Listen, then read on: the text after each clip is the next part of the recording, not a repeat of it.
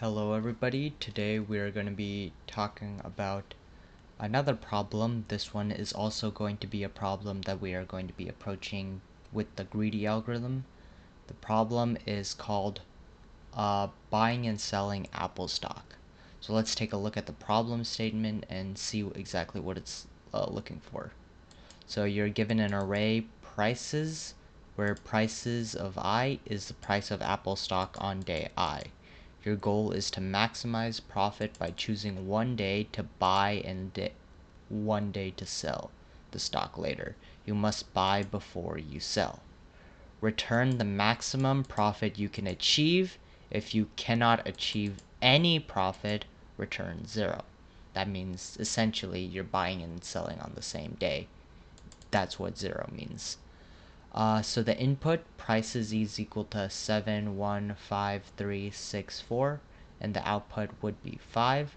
The reason being you buy on day 1 and you sell on sorry, not day 1, you did day 1, which is 1, and you sell on day 4.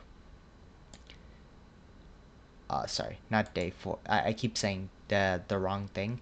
You buy on day 1, which is the index of 1, and you sell on this day, 6, because 6 minus 1 is 5. That's the maximum profit. So you buy here, sell here, this 6 minus 1, that is equal to 5. So the maximum profit you can make on this whole thing would be 5. So what is how are we going to approach this problem? So like I said, we're going to be doing this using a greedy algorithm. A greedy algorithm is a type of algorithm where you constantly check to see the most optimal solution. So you continuously go looping through the list looking for the most optimal solution, which is you're trying to maximize the profit immediately, and then if you don't get it, then you will just move on. So what we want to track is the lowest buying price. That's what we need to find. First we need to find the lowest buying price, and then we're looking for the best profit you can make the day after. So we're looking for the best profit at the lowest price. You don't care about the future prices, but you only update based on what the best result is right now. That is why it's called a greedy choice, because you're maximizing what you're doing now without consideration for the future. And in this type of problem, this solution would be the best time complexity. So we're trying to achieve this all in just a single loop. So what we're going to be doing is first let's make the function to start off with, def max profit. We're going to be taking prices, the list prices, as the input. So what we're going to be tracking, as I mentioned, we're going to be looking for the best possible buying price, which is the minimum price. That's what we're looking for. So we'll start off by defining minimum price is equal to float of inf. If you guys don't know Python syntax, this float of inf basically means infinity. So, or not infinity, the largest possible value that Python can have in its code. So we have min price as a very, very big number right now. And the reason for that is what we're going to be doing is we're going to constantly be looping through this list to constantly compare this min price with itself to find the best possible output. So it will start off at 7, but then eventually our goal is for this min price to eventually see, oh yeah, there's a 1 here, we want to get that. And then we're going to be tracking one more thing, max profit. And this is what we're going to be returning, obviously. It's going to start off at 0 because, like I said, if you are unable to make profit, we'll just be returning 0. So we'll start out with that result. However, if we see any profit between the min price and the number that we're on, then we're just going to be subtracting that and setting max profit to it. So we're going to be looping through the array for price and prices. This is the way of looping through the not the index, but the actual value of itself in the prices thing. So price will start out as 7 and then 1 and then 5, 3, 6, 4. If price is less than min price, then obviously we're going to be setting min price to the price. We can also just do a minimum function, but we'll stick with this. If the price that we're looping through, so we see 7 here to start off with, is it less than infinity? Obviously it is. So we set min price to 7, and then it does that iteratively, so eventually we'll get to 1 being the minimum price.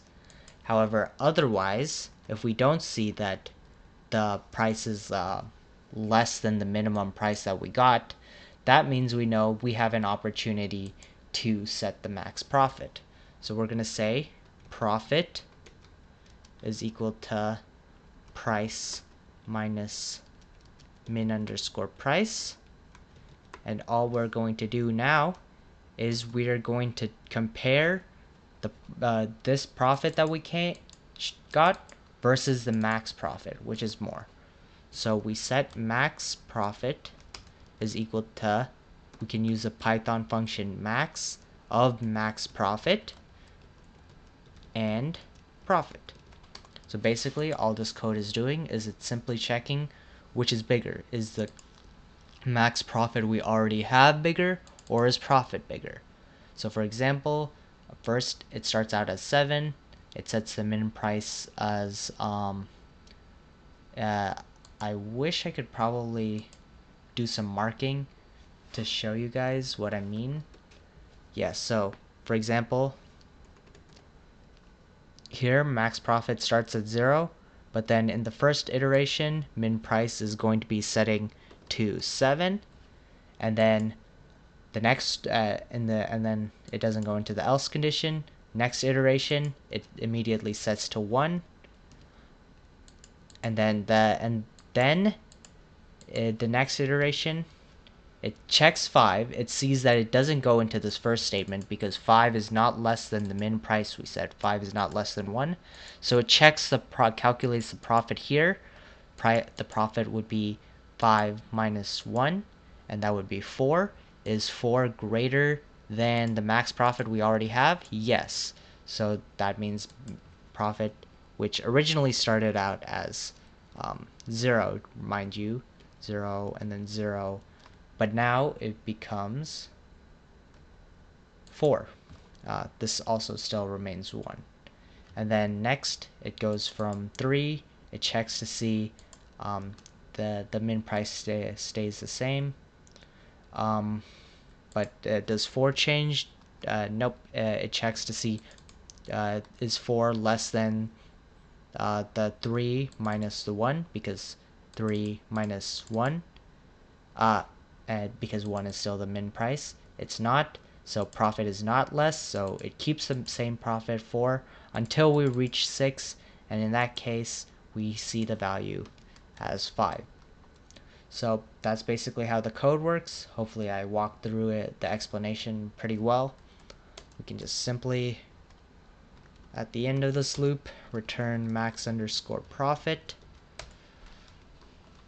And yeah, that's pretty much it. Let's test this code just to make sure it's running. So we have the prices list here. Now if we print max profit of prices, we can test it, and if everything is working, we get the result of 5, because 5 is the max profit, just like we showed here. We can keep testing it with some other lists. I didn't really prepare any other test cases beforehand, but let's say like 9, 1, 3, 4. In this case, something like this. The max profit would just still be 9 minus 1, which would be 8. So that's what we're expecting. and we do get 8 here.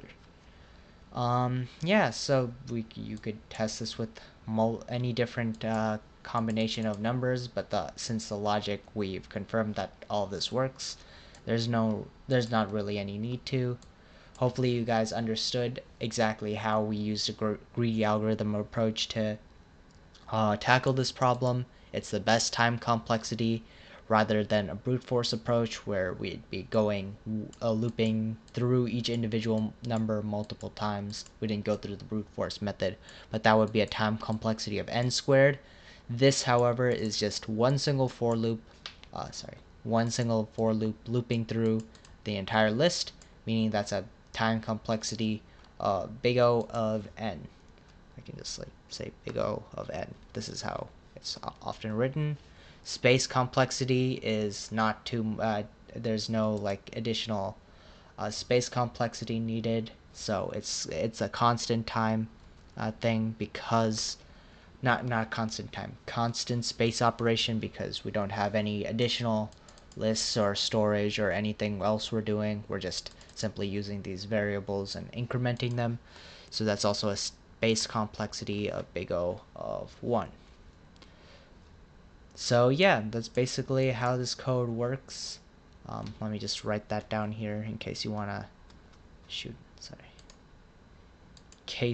to time is big O of 1, space is, as time is big O of n, time is big O of n, space is big O of 1. So that's the time and space complexity for this problem. Pretty straightforward. Hopefully you guys learned something, and yeah, I'll see you guys soon in the next one. See ya.